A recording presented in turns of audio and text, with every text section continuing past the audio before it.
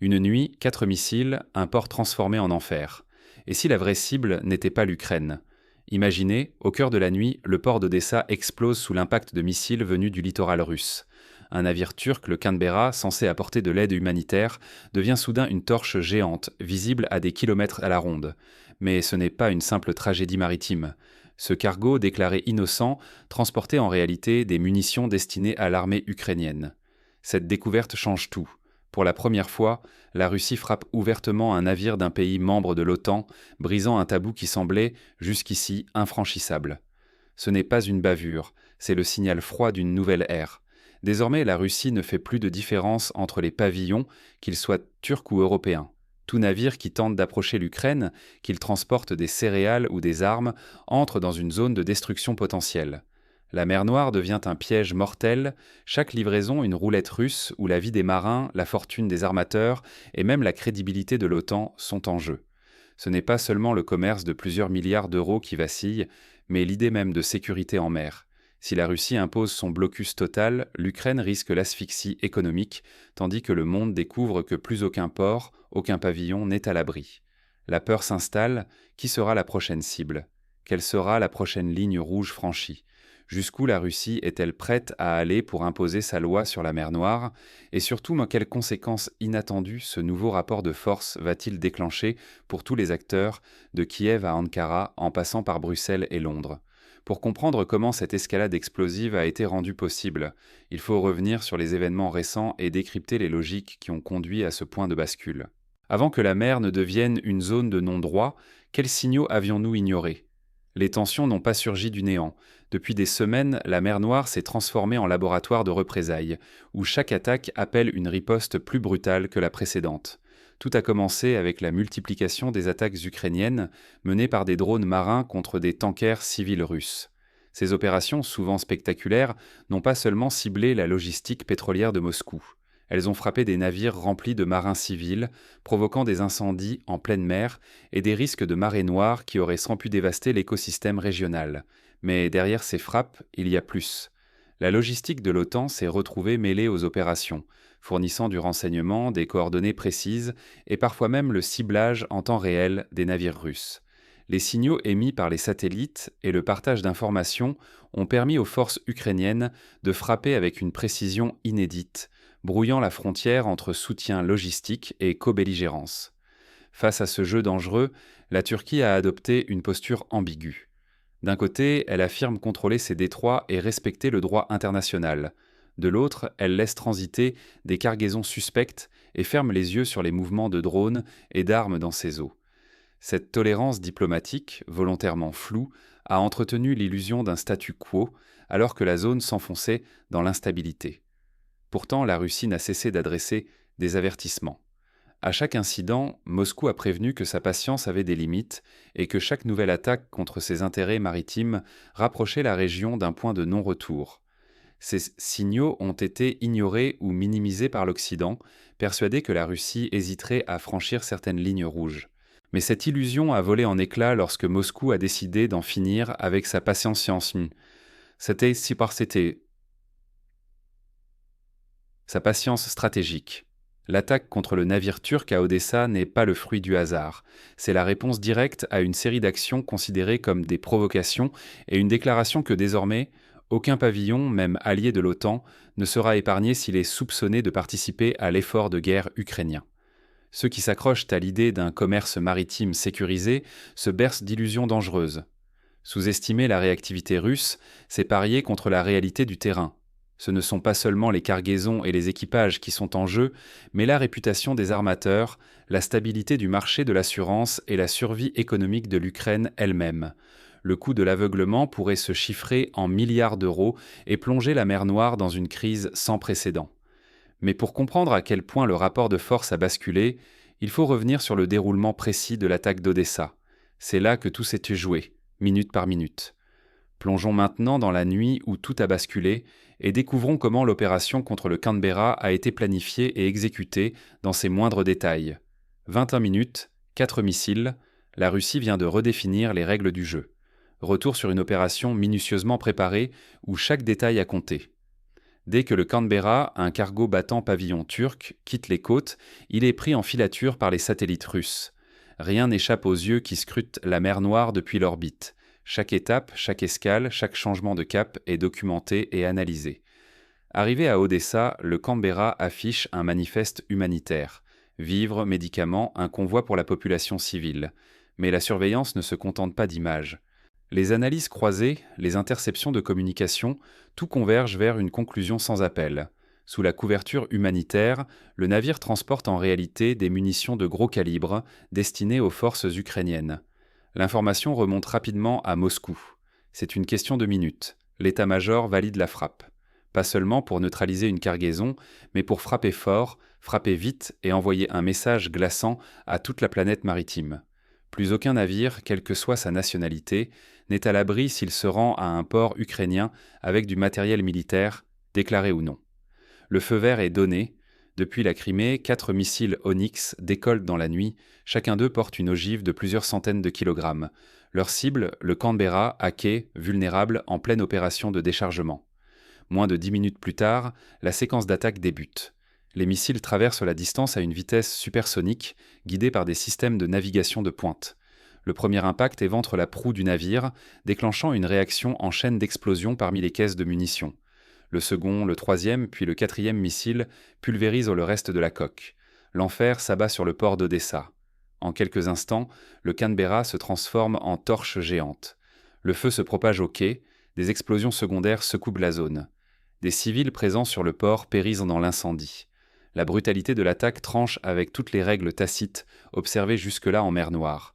La nationalité ne protège plus, le drapeau humanitaire ne sert plus de bouclier. À l'aube, tout a changé. Les images du navire détruit et du port ravagé font le tour du monde. Assureurs maritimes, armateurs, équipages, tous comprennent la leçon russe. Désormais, chaque traversée vers l'Ukraine peut signifier la ruine, la mort ou la perte totale du navire. L'onde de choc atteint les gouvernements qui doivent en calculer le coût d'un soutien à Kiev. Ignorer la capacité de frappe et de traçabilité russe, c'est exposer tout navire à la destruction en quelques minutes. Plus personne ne peut prétendre ne pas savoir. La mer Noire est verrouillée, toute tentative de briser le blocus risque de finir en brasier. Mais après la stupeur, vient l'heure de la réaction. Qui désormais osera encore s'approcher des ports ukrainiens ? En seulement 7 heures, la mer Noire est devenue un piège mortel pour le commerce mondial. Les conséquences de l'attaque sont immédiates et brutales. Les ports ukrainiens sont désormais de fait fermés au trafic maritime international. À présent, l'Ukraine ne peut compter que sur quelques accès terrestres, étouffant sa capacité d'exporter ou d'importer tout produit stratégique. Sur le marché de l'assurance, c'est la panique. Les primes imposées aux navires à destination ou au départ de l'Ukraine explosent. On passe de seulement 2% à parfois 40% de la valeur du fret. Pour les armateurs, cela signifie que chaque voyage devient ruineux, voire impossible à rentabiliser. Face à ce risque insensé, les compagnies maritimes et leurs équipages refusent désormais purement et simplement d'opérer vers l'Ukraine. Même sous pavillon neutre ou allié, plus aucun capitaine n'ose franchir la mer Noire en direction des ports ukrainiens. Les équipages redoutent donc pour leur vie, les armateurs pour leurs navires et leur bilan financier. Pour l'Ukraine, la réalité est glaçante.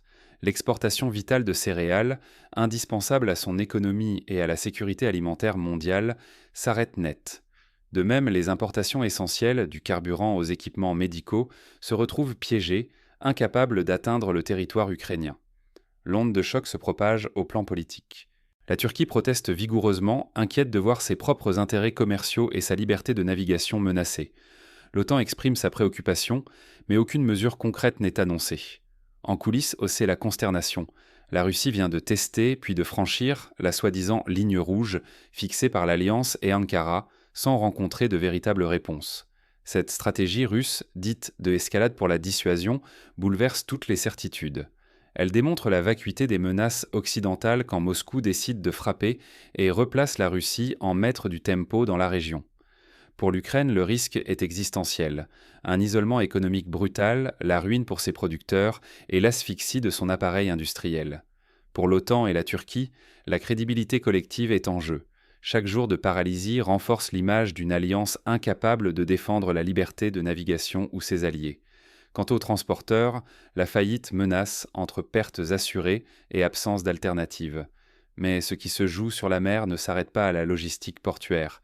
La même logique de blocus et de chantage se déploie dans la guerre énergétique. Regardons comment la Russie applique cette stratégie bien au-delà des flots. Du blocus maritime au blackout énergétique, la nouvelle équation russe bouleverse toutes les règles du jeu. Rappelez-vous, il n'y a pas si longtemps, Volodymyr Zelensky prévenait Moscou d'un possible blackout. Aujourd'hui, c'est l'Ukraine qui vit plongée dans l'obscurité, ses infrastructures énergétiques méthodiquement anéanties. La menace s'est retournée, avec une violence inattendue. À chaque provocation ukrainienne, à chaque attaque de tankers ou menace sur le front énergétique, la Russie ne répond plus coup pour coup. Elle réplique par des mesures 100 fois plus dévastatrices. Fini la symétrie. Le principe désormais est que la punition dépasse toujours l'offense, jusqu'à la sidération. Après l'attaque sur le navire turc, c'est tout le trafic maritime vers l'Ukraine qui est paralysé, quel que soit le pavillon. Plus personne ne se sent à l'abri, ni les armateurs, ni les assureurs, ni même les alliés de l'OTAN. Il faut comprendre que la Russie a adopté une nouvelle doctrine. Chaque geste hostile entraîne une riposte radicale, souvent inattendue dans sa forme et disproportionnée dans son ampleur. Ce n'est plus une logique de représailles mesurée, mais une stratégie d'écrasement total. L'effet est saisissant. À chaque frappe russe, les décideurs occidentaux restent figés, incapables d'anticiper un tel niveau d'escalade. La peur de l'engrenage change de camp. Cette rupture stratégique annule toutes les anciennes recettes. La tactique du répit, pause, cessez-le-feu, négociation temporaire, ne fonctionne plus. Ce que cherche Moscou, c'est la capitulation sans condition, pas une gestion du conflit. Pour l'Ukraine, cela signifie vivre sous la menace constante d'une dévastation totale, et pour l'Occident, l'obligation de repenser entièrement ses schémas de dissuasion. Ne pas saisir cette nouvelle logique, c'est condamner ses propres stratégies à l'échec. Chaque erreur de lecture se paie cash et, la prochaine fois, la facture sera encore plus lourde. Refuser de voir que la Russie a changé de paradigme, c'est risquer de répéter en boucle les mêmes erreurs fatales, au détriment de la sécurité, de l'économie et de l'influence occidentale dans la région. Reste à tirer les leçons de cette bascule. Comment s'adapter à un ordre maritime où la dissuasion classique ne fonctionne plus? Voyons maintenant ce que cela implique pour les stratégies futures et la sécurité globale. La mer Noire n'appartient plus à ceux qui la traversent, mais à ceux qui osent imposer leurs lois. L'attaque contre le Canberra n'est pas seulement un acte isolé, c'est le signal d'une rupture. Désormais, aucun navire, aucun pavillon, aucun accord tacite ne protège plus contre l'usage de la force. La doctrine en vigueur dans la région a été réécrite en une nuit, sous les yeux du monde entier. Ce nouvel ordre n'épargne personne. Les armateurs, assureurs, États et institutions internationales sont tous confrontés à la même évidence. La mer Noire est verrouillée. Les anciennes règles, fondées sur le droit international, la dissuasion mutuelle et les compromis, n'existent plus tant que cette politique de représailles prévaut. Ignorer ce basculement, c'est risquer bien plus que sa cargaison ou son navire. C'est mettre en jeu la sécurité des équipages, la réputation des sociétés et même la crédibilité d'organisations entières comme l'OTAN. Pour l'Ukraine, c'est une question de survie économique. Pour la Russie, c'est la démonstration que la crainte de sanctions ou d'escalade ne limite plus ses choix. Rester dans le déni, c'est accepter de perdre ses investissements, son influence et sa sécurité.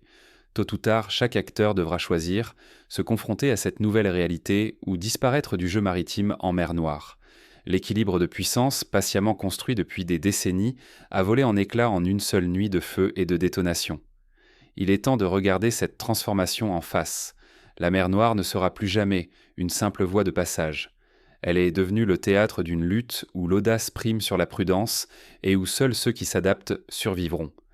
La prochaine phase du conflit va révéler jusqu'où chaque acteur est prêt à aller pour défendre ses intérêts sur ces eaux désormais interdites.